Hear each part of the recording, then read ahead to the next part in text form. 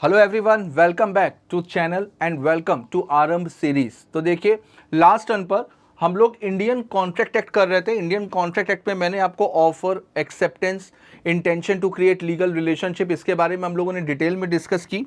और इसके साथ में मुझे उम्मीद है आप लोगों ने कुछ क्वेश्चंस की प्रैक्टिस भी करी होगी। और बेटा, अगर क्वेश्चंस की प्रैक्टिस साथ में करते चलोगे तो आप ही के लिए बेनिफिशियल होगा। इसी बहाने कहीं ना कहीं चीज़ें रिवाइज होती रहेंगी। बाद में जब ये चैप्टर कंप्लीट हो जाएगा तो उसके बाद कुछ क्वेश्चंस मैं कोशिश करूंगा कि क्लास में भी हम लोग साथ में सॉल्व करें। ठीक है, तो चलिए हम लोग स्टार्ट करते हैं आज का सेशन।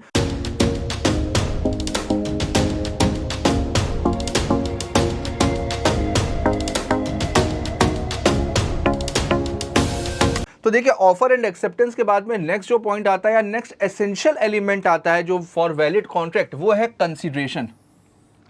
कंसीडरेशन का मतलब क्या होता है? कंसीडरेशन का मतलब होता है something in return, Kwid pro क्यो। इसको लैटिन टर्म में बोलते हैं क्विड प्रो क्यो। क्विड प्रो क्यो का मतलब समथिंग इन रिटर्न। अब देखो, हम लोग क्या कर रहे हैं, हम लोग बिजनेस लॉ पढ़ रहे हैं। लॉ की कई सारी ब्रांचेस होती हैं, उसी में से एक बिजनेस लॉ होता है। बिजनेस लॉ यानी कि बिजनेस के लिए रूल्स एंड रेगुलेशन।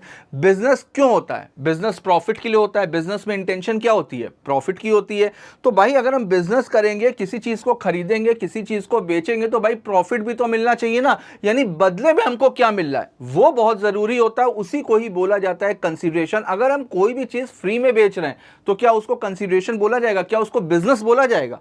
नहीं बोला जाएगा ना। तो बेटा, बिजनेस के लिए प्रॉफिट होना जरूरी है। प्रॉफिट के लिए अगर हमारे पास से कोई एक चीज जा रही है तो बदले में भी तो कुछ ना कुछ मिलना चाहिए, तभी तो हमको प्रॉफिट होगा। तो उसी को ही बोला जाता है कंसीडरेशन। इसको पहले एक एग्जांपल से समझते हैं। जैसे अगर मान लीजिए कि एक मिस्टर ए हैं, इन्होंने मिस्टर बी को बोला कि भाई, क्या आप मेरी कार 5 लाख रुपए में खरीदोगे? तो ये क्या हो गया? ऑफर हो गया। मिस्टर बी ने बोला ठीक है सर, हम आपकी कार को 5 लाख रुपए में खरीद लेंगे। ये क्या हो गया? एक्सेप्टेंस हो गया। अब इसमें देखते हैं, मिस्टर ए मिस्टर बी को क्या बेच रहे हैं? कार बेच रहे हैं। कितने में बेच रहे हैं? 5 लाख रुपए में बेच रहे हैं। तो मिस्टर ए से क्या जा रहा है बी के पास में? कार। और मिस्टर बी कार के बदले में क्या दे रहे हैं? 5 लाख रुपए। ठीक, तो ए के पास से कार जा रही है, उसको बदले में क्या मिल रहा है? 5 लाख रुपए मिल रहे हैं। तो मिस्टर ए के लिए कंसीडरेशन क्या हो गई? 5 लाख रुपए। मैंने क्या बताया? समथिंग इन रिटर्न, बदले में हमको क्या मिल रहा है, उसी को ही बोला जाता है कंसीडरेशन। अब मिस्टर बी के पास से क्या जा रहा है? 5 लाख रुपए। बदले में इनको क्या मिल रही है? कार मिल रही है। तो बी के लिए कंसीडरेशन क्या हो गई? कार। तो बेटा, किसी भी वैलिड कॉन्ट्रैक्ट के लिए कंसीडरेशन का होना जरूरी है। यानी अगर एक चीज हमारे पास से जा रही है तो बदले में हमको कुछ ना कुछ मिलना चाहिए, उसी को ही बोला जाता है कंसीडरेशन। तो किसी भी वैलिड कॉन्ट्रैक्ट के लिए कंसीडरेशन का होना जरूरी, यानी एक चीज जा रही है तो बदले में जो चीज मिल रही है उसी को ही बोलेंगे कंसीडरेशन। तो देखिए एक बार, consideration is the one of the essential element of a valid contract under the Indian Contract Act 1872.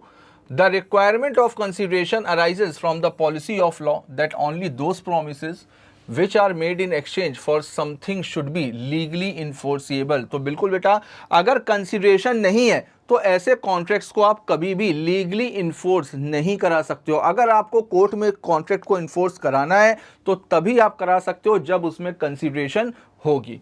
A mere promise without consideration is not enforceable at law.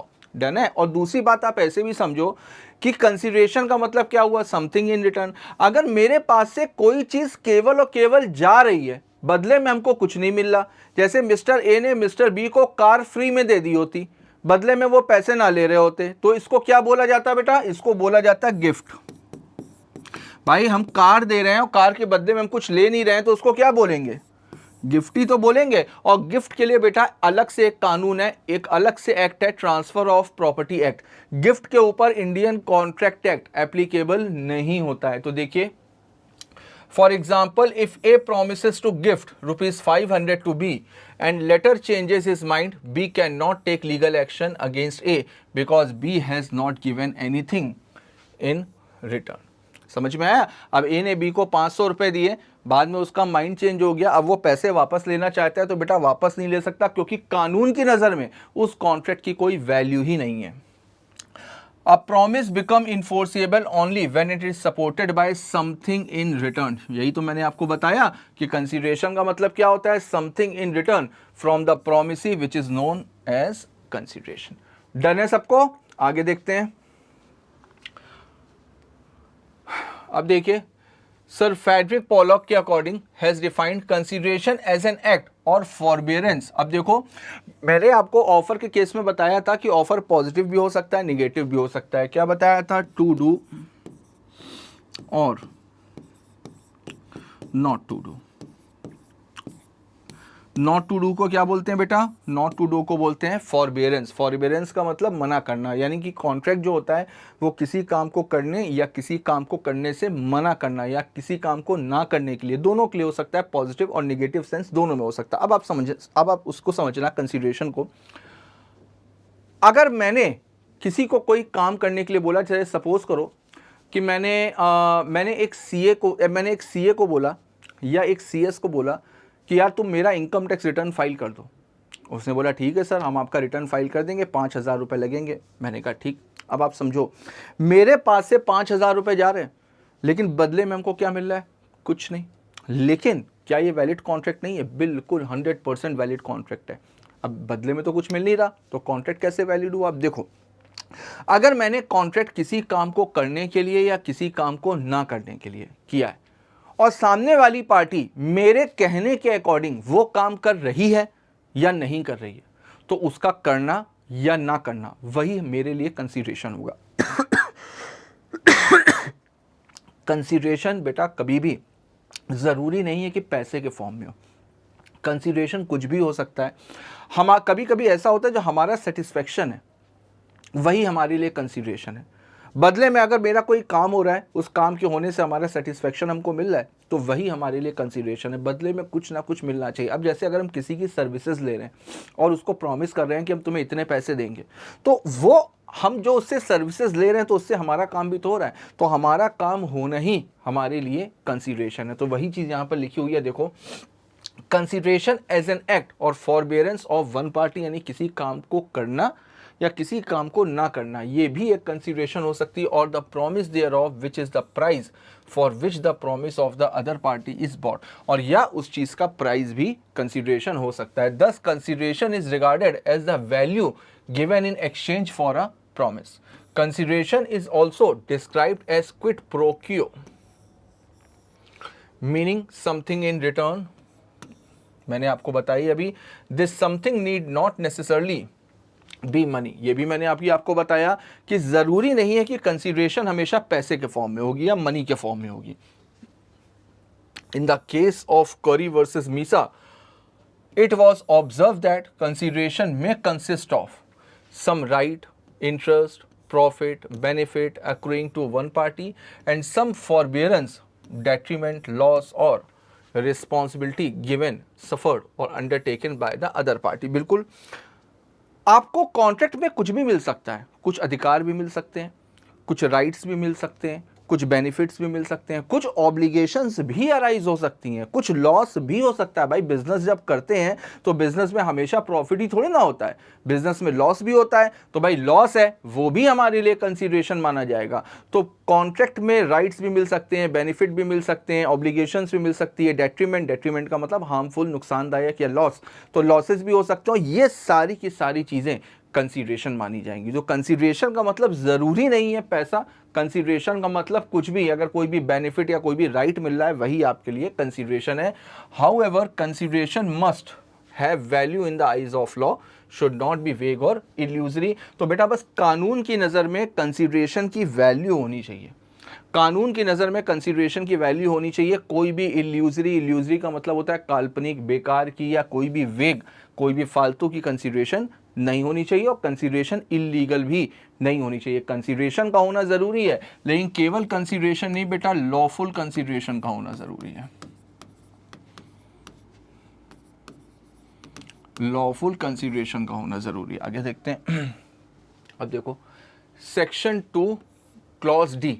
अब देखो ये डेफिनेशन है, अब इसको समझना। इंडियन कॉन्ट्रैक्ट एक्ट के according consideration as an act, act का मतलब कुछ कंडक्ट करना, एब्सटिनेंस का मतलब फॉरबियरेंस, नॉट टू डू। ठीक, तो किसी काम को करना या किसी काम को करने से मना करना। और promise done at the desire of the promisor by the promisee और एनी अदर पर्सन। तो देखो कंसीडरेशन हमेशा किसकी डिजायर पे होती है? प्रोमिसर की डिजायर पे होती है। उसको पूरा कौन करता है? प्रोमिसी या दूसरा पर्सन। अब इस पूरी 2 लाइन का मतलब समझना। जब प्रोमिसर की इच्छा के अकॉर्डिंग प्रोमिसी या कोई भी दूसरा पर्सन किसी काम को करता है या किसी काम को नहीं करता है, तो उसका ये काम करना या नहीं करना, इसी को ही कंसीडरेशन माना जाता है। मेरी बात समझ में आई?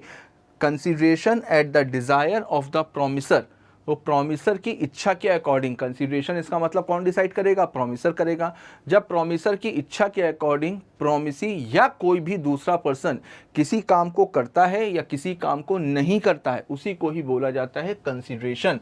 तो according to this section, when the promisee or any other person has done or abstained from doing or does or abstain from doing or promises to do or abstain from doing something at the desire of the promiser, such act, abstinence or promise is called a consideration for the promise। अब देखो बार बार यहाँ पर एक ही चीज आ रही है, abstain to do, promise to do, है ना, बार बार यही चीज आ रही है, लेकिन बेटा सबका मतलब अलग अलग है। आप एक चीज समझना इसको मैं शॉर्ट फॉर्म में दिखा रहा हूँ। देखो, when at the desire,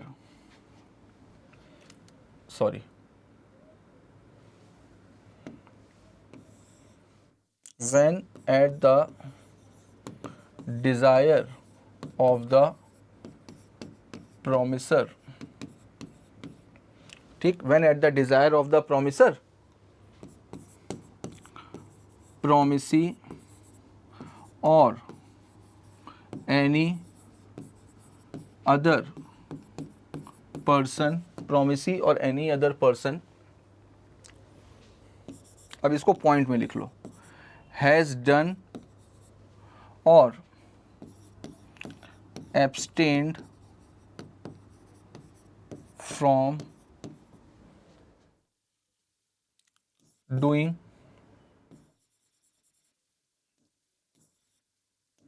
abstain from doing or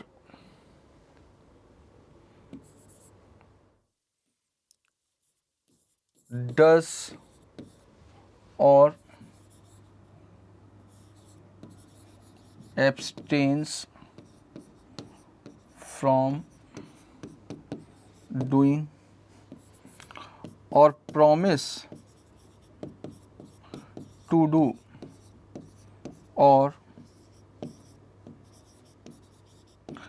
abstained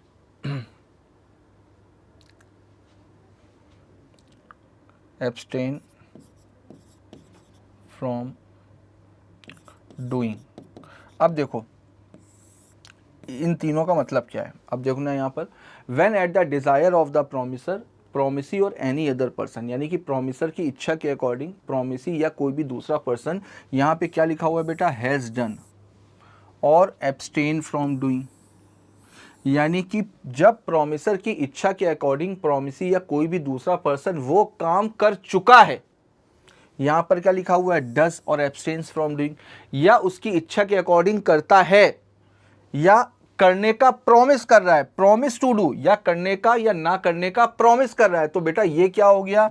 ये हो गया पास्ट, ये हो गया प्रेजेंट, यही तो टेंस पढ़े हम लोगों ने, और ये हो गया आपका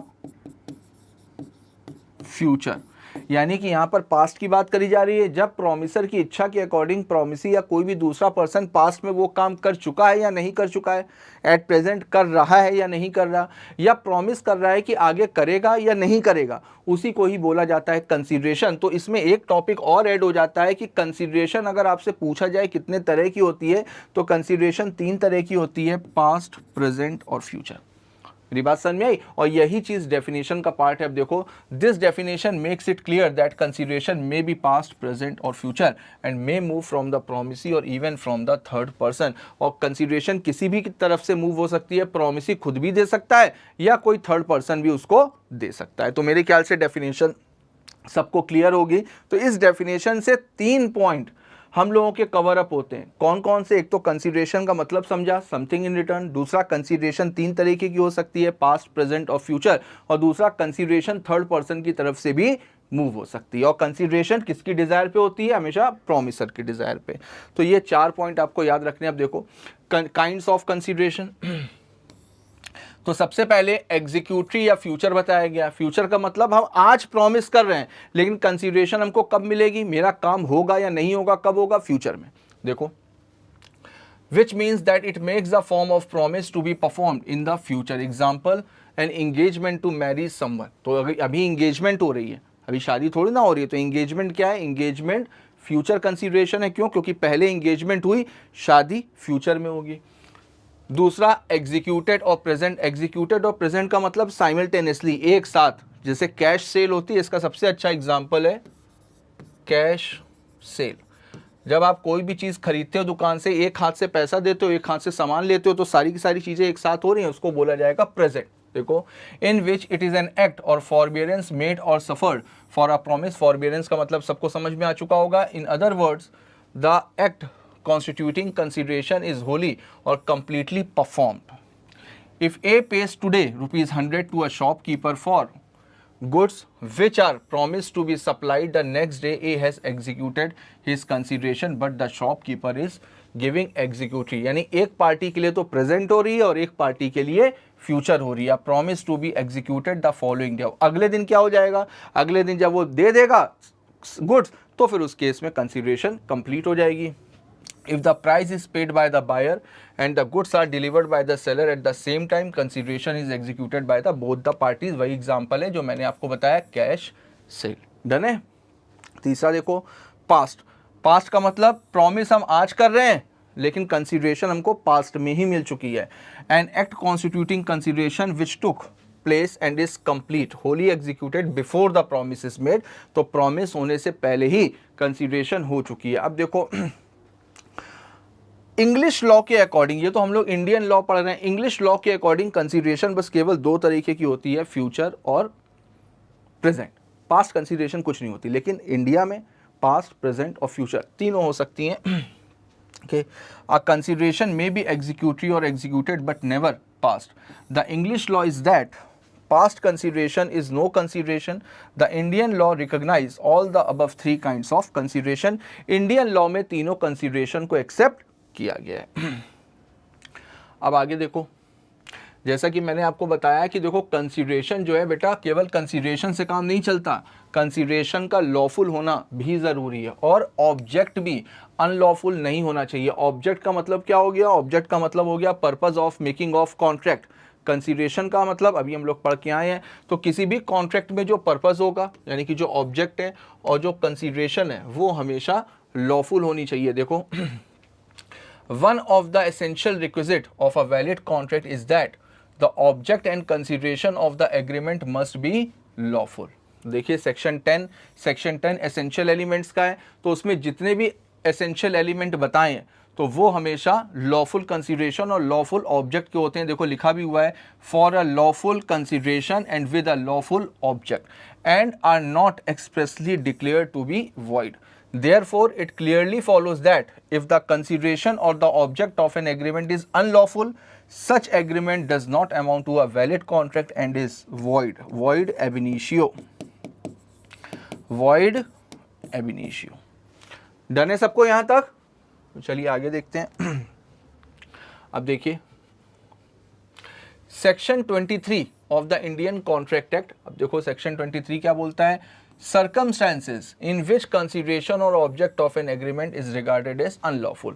सेक्शन 23 बेटा बताता है कि कौन कौन से ऐसे circumstances हैं जहां पर एग्रीमेंट और कंसिडरेशन अनलॉफुल माने जाएंगे। तो देखिए, according to this section, the consideration or object of an agreement is lawful unless it is forbidden by law। भाई अगर किसी चीज को कानून ने मना किया है, forbidden का मतलब बेटा क्या होता है?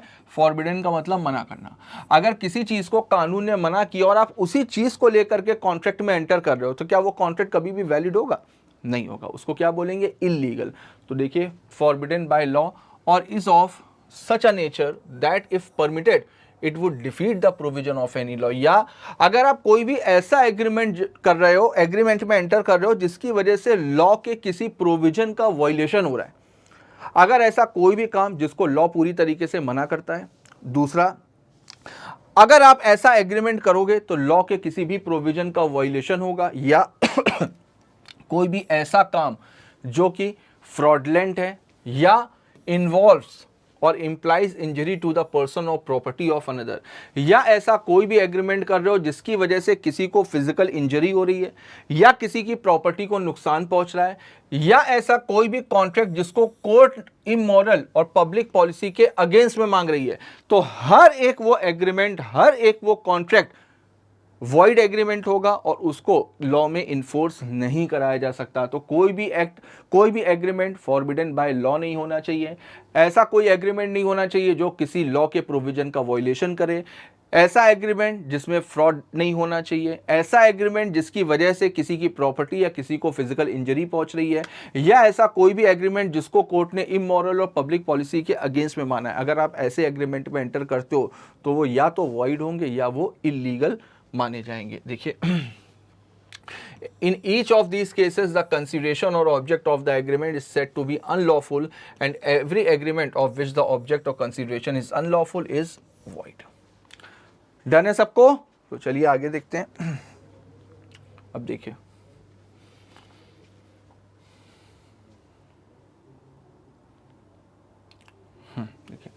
an agreement is said to be unlawful if it is consideration and object is forbidden by law. This means that if the agreement is expressly prohibited by any statute, इसी को ये explain किया गया जो भी मैंने आपको बताया, it cannot be enforced. Further, an agreement is also unlawful. Its object or consideration is of such a nature that if permitted, it would defeat the provision of any law. ये भी समझ लिया। This include agreement which are entered into directly violates the law. An agreement which object or consideration is fraudulent is also unlawful, as fraud vitiate the legality of the agreement. Similarly, agreement which involve or imply injury to the person or property of another are unlawful. Lastly, agreement which the court regard immoral or opposed to public policy. तो same वही चीज़ है जो मैंने बताई। ये चीज़ बताता है आपका section 23 of Indian contract act. देखो एग्जाम्पल देख लेते हैं एक बार। X, Y and Z enter into an agreement for a division among themselves of gains acquired by fraud. अब देखो, फ्रॉड के पैसे के डिवीजन के लिए तीनों के बीच में एग्रीमेंट हो रहा है। अब आप खुद बताओ क्या एग्रीमेंट वैलिड होगा?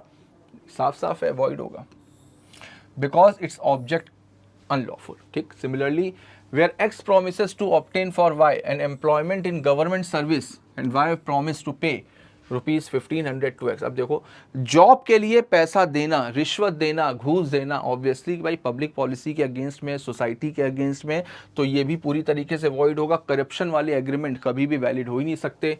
Agreement is void because the consideration is unlawful as it involves corruption and is forbidden by law. आगे देखिए, अब देखो ऐसे कुछ एग्रीमेंट हैं जिसको सोसाइटी के अगेंस्ट में माना गया है। तो देखिए, agreement oppose to public policy form an important category of unlawful agreement. Public policy is a wide and flexible concept. अब देखो, पब्लिक पॉलिसी क्या होती है? ऐसी कोई भी चीज़ जो पूरी की पूरी सोसाइटी के लिए हार्मफुल हो। तो बेटा, पब्लिक पॉलिसी की कोई डेफिनेशन नहीं है। यहाँ पर पब्लिक पॉलिसी को कोर्ट समय समय पर अपने अकॉर्डिंग मॉडिफाई करती रहती है, क्योंकि देखो जैसे जैसे समय बीतता है, लोगों के सोचने का तरीका, काम करने का तरीका, सोसाइटी में रहने का तरीके में चेंज आते रहते हैं। तो उसी के अकॉर्डिंग पब्लिक पॉलिसी की डेफिनेशन में भी चेंजेस होते रहते हैं। तो अब देखो यहाँ पर क्या है। अब देखिए, यहाँ पर है एग्रीमेंट में be oppose to public policy if they tend to prejudice. Prejudice का मतलब क्या होता है? Harmful the interest of the state, यानी कि पूरे के पूरे स्टेट के लिए, पूरे के पूरे देश के लिए सही नहीं है। Interfere with the administration of justice. अब अगर मान लीजिए ऐसा कोई भी एग्रीमेंट जो कोर्ट की प्रोसीडिंग में किसी भी तरीके का इंटरफेयर कर रहा हो, जैसे विटनेस को कोर्ट में आना है गवाही देने के लिए, उसको रिश्वत देने का कोई भी एग्रीमेंट, जज को पैसे देने का एग्रीमेंट, सामने वाले के वकील को खरीद लेने का एग्रीमेंट, ये सारे के सारे एग्रीमेंट पब्लिक पॉलिसी के अगेंस्ट में होते हैं। और जस्टिस जस्टिस में इंटरफियरेंस करते हो तो कभी भी पब्लिक पॉलिसी के फेवर में नहीं होंगे। Restrain on marriage, restrain lawful trade, profession, अगर कोई किसी को शादी करने से रोकने के लिए कोई एग्रीमेंट करता है, कोई बिजनेस करने से रोकने के लिए कोई एग्रीमेंट करता है, कोई किसी को लीगल प्रोसीड करने से रोकने के लिए एग्रीमेंट करता है, तो वो सारे के सारे एग्रीमेंट पब्लिक पॉलिसी के अगेंस्ट में माने जाएंगे। The doctrine of public policy is branch of common law and is governed bye judicial president. अब देखो मैंने बताया कि कोर्ट समय समय पर पब्लिक पॉलिसी की डेफिनेशन को डिफाइन करता है, तो बेटा ये कॉमन लॉ का पार्ट हो गया, है ना। अब देखो घेरू लाल पारेख वर्सेस महादेव दास के बीच में केस था।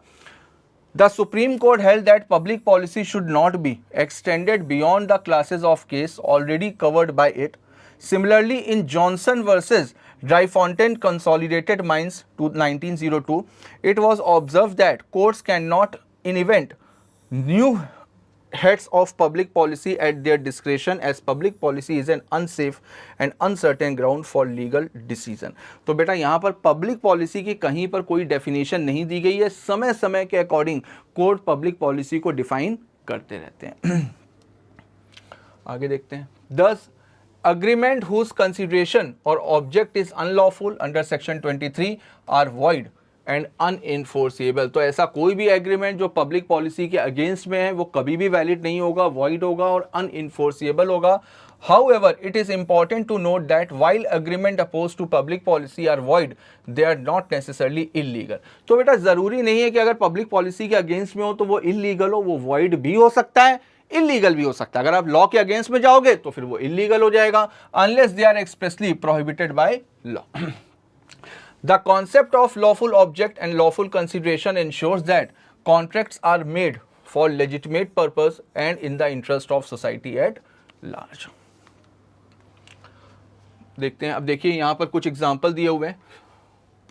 तो ये सारे के सारे एग्रीमेंट्स पब्लिक पॉलिसी के अगेंस्ट में हैं, लेकिन बेटा ये इलीगल नहीं है, यानी इसमें सजा नहीं मिलेगी, इसमें पनिशमेंट नहीं मिलेगी, केवल और केवल ये सारे के सारे एग्रीमेंट वॉइड एब इनिशियो होंगे, यानी ये कोर्ट में इन्फोर्स नहीं कराए जा सकते हैं। ठीक है, देखो सबसे पहले एग्रीमेंट रिस्ट्रेन ऑफ ट्रेड, किसी को बिजनेस करने से रोकना, किसी को शादी करने से रोकना, किसी को लीगल प्रोसीड करने से रोकना, किसी की पर्सनल फ्रीडम को रोकना, रिस्ट्रेन का मतलब रोकना। मैरिज ब्रोकरेज एग्रीमेंट, शादी के लिए कोई ब्रोकरेज लेना, कोई भी पैसा लेना, तो बेटा ये सारे के सारे एग्रीमेंट पब्लिक पॉलिसी के अगेंस्ट में होते हैं और पूरी तरीके से वॉइड होते हैं।